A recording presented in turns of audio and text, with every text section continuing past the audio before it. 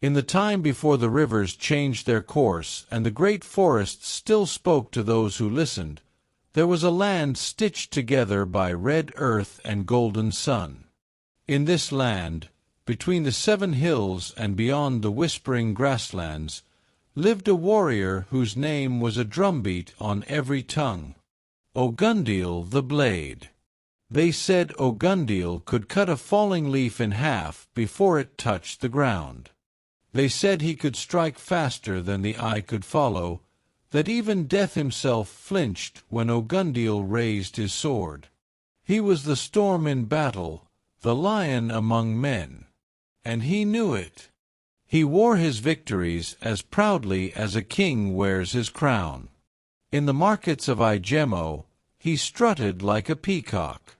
At the festivals of Arroelo, he sat higher than the chiefs. At every gathering, he shouted across the drums, "Who among you can challenge Ogundile? Who among you dares?" None dared. Not the sons of hunters. Not the daughters of warriors. Not the griots. Not even the aged wrestlers who had twisted bulls to the ground in their youth. Ogundile's pride grew heavier than iron, and the spirits, the spirits who watch the hearts of men, grew restless. In the sacred grove of Olumaran, where the baobab trees reached to touch the stars, the council of spirits gathered. They came as mist, as flickering lights, as soft murmurs under the wind.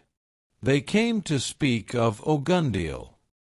"He has become deaf to the whispers of the ancestors," said one spirit, her voice like running water.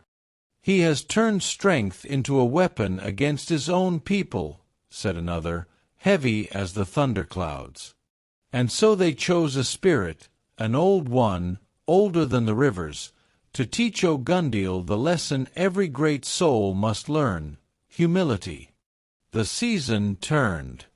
The festival of New Yams approached, a time when every village wore its brightest colors, when the drums never slept, and the smell of roasted maize and spiced goat filled the air. Ogundile, wrapped in a cloak stitched with the feathers of eagles he had slain, stood at the center of the festival grounds. His sword, Ekan, lion, gleamed under the sun. A crowd gathered, faces bright with excitement and fear. "I am Ogundile," he roared. "I have defeated warriors. I have slain beasts. Even the spirits cower at my feet. Come forth if you dare, man, beast, or god." The crowd murmured nervously. Mothers clutched their children closer. Elders exchanged worried glances. None moved. But from the far side of the circle, through the throng, came a strange figure, bent, shuffling, wrapped in a tattered cloak of deep indigo. He leaned on a crooked staff carved with ancient markings. The people gasped. Some turned their faces away. Some whispered, "A madman." Others muttered, "A cursed one." Ogundile laughed, a deep, mocking sound that rolled across the festival grounds like a boulder. "You," he jeered, "old as the termite-ridden tree, blind as a mole, you challenge me." The old one did not speak. He merely tapped his staff 3 times against the earth. Thump, thump, thump. The very ground seemed to shiver. The oldest woman in the crowd, her back hunched like a question mark, hissed through her teeth and whispered, "Be careful, Ogundile. Some battles are not fought with sword alone." But pride is a fierce hunger, and Ogundile was ravenous. "What are your terms, spirit or madman or whatever you be?" Ogundile called. The figure finally spoke, and though his voice was cracked and low, it rang through the square like a distant drum. 3 challenges. Win them all, and your name will be sung forever. Lose but one, and you shall bow, not before me, but before all you thought lesser than yourself." The crowd held its breath. Ogundile grinned, showing teeth white as cowrie shells. "I accept." The drums stopped. The dancers froze. The spirits leaned closer. The strike of silence. The Old One raised his hand and pointed to a circle drawn hastily in the dust. "Step into the circle," he commanded. Ogundile obeyed, confident, loose like a lion at ease. "Within this circle," said the Old One, "you must strike me once without making a sound." The people murmured. Such a thing was impossible. Every movement made noise. The swish of cloth, the crunch of feet on sand, the whistle of a blade through air. Ogundile crouched, calculating. In a flash he moved, quicker than thought. His blade arced, aimed straight for the figure's chest. But as he swung, the blade sang, a high metallic hum, and the ground crunched beneath his heel. Noise. The Old One stood untouched.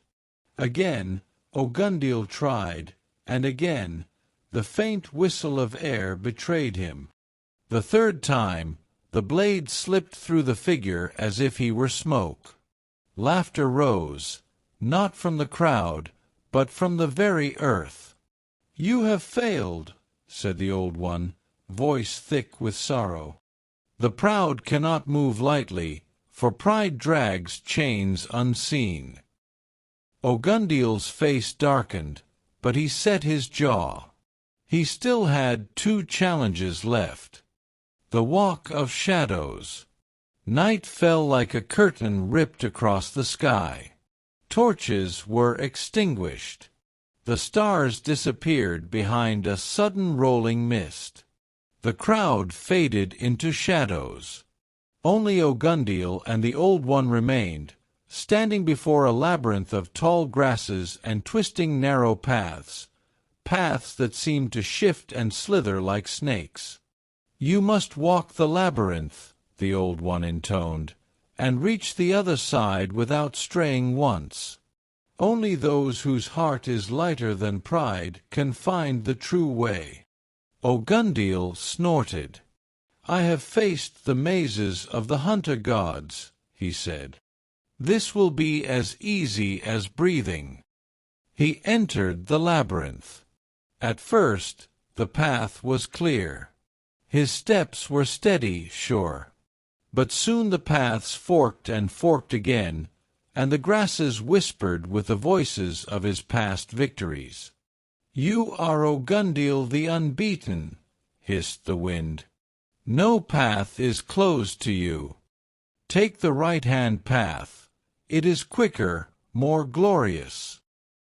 He obeyed, and the ground shifted beneath him. He found himself back at the entrance. Again he tried. Again the voices led him astray. Each time he followed the voice of his pride, the labyrinth rejected him. Hours passed. His throat grew dry. His legs trembled. In desperation, he covered his ears, closed his eyes, and moved not by the urgings of pride, but by the small, quiet rhythm of the earth beneath his feet. Finally, he emerged on the other side, ragged and exhausted. The Old One nodded. "You have passed, but barely." Ogundile collapsed to his knees, panting. The weight of a single grain. The final challenge was simplest and cruelest. The Old One held up a single grain of millet. "You must find this grain after I cast it into the dust." Ogundile frowned. Impossible. Even hawk-eyed hunters would struggle to find a single grain among the earth. The Old One threw the grain into the red dust. The entire village square, every grain of sand and pebble, seemed to shimmer with identical color. Ogundile searched. He dug with his blade. He sniffed the earth. He crawled on his belly like a worm. But the grain eluded him. Hours passed. The moon climbed and sank. Dawn painted the sky. At last, broken with weariness, Ogundile slumped to the ground. A soft laughter, like the tinkling of cowrie shells, floated over him. The Old One stepped forward, bent, and picked the millet grain from a crack near Ogundile's own hand. "You see," said the Old One gently, "you could not find it because you searched with your pride, not your spirit. The proud look high and far, the humble see what is near." Ogundile wept. Great, heaving sobs tore from his chest, echoing across the stunned crowd. The Old One touched Ogundile's forehead with his staff. In that instant, visions flooded Ogundile's mind, of the children who had feared him, hiding behind their mothers' skirts, of the old men who had bowed not in respect, but in terror, of the women who had blessed him with trembling lips, not love. Strength without humility, he realized, was no better than a river that drowns its own village. The new Ogundile. From that day, Ogundile laid aside his sword. He became a builder of bridges, a mender of quarrels. He taught the children not to fight first, but to listen. He became a protector of the weak, a counselor to the mighty, a friend to the forgotten. His name was sung even louder, not as Ogundile the Blade, but as Ogundile the Heart Shield. And some nights, when the stars are bold and the drums beat low and slow, the old ones say that the spirit, the crooked old man, still watches from the sacred grove, smiling at the warrior who learned that the greatest strength is knowing when to kneel. Thanks for watching. If you find this story interesting, please engage, like, comment, share, and subscribe for more African folktale storytelling. We are proud culture of African. The truth stories of Africa. The Black Nation. We celebrate our rich culture and timeless traditions. More thrilling tales await you.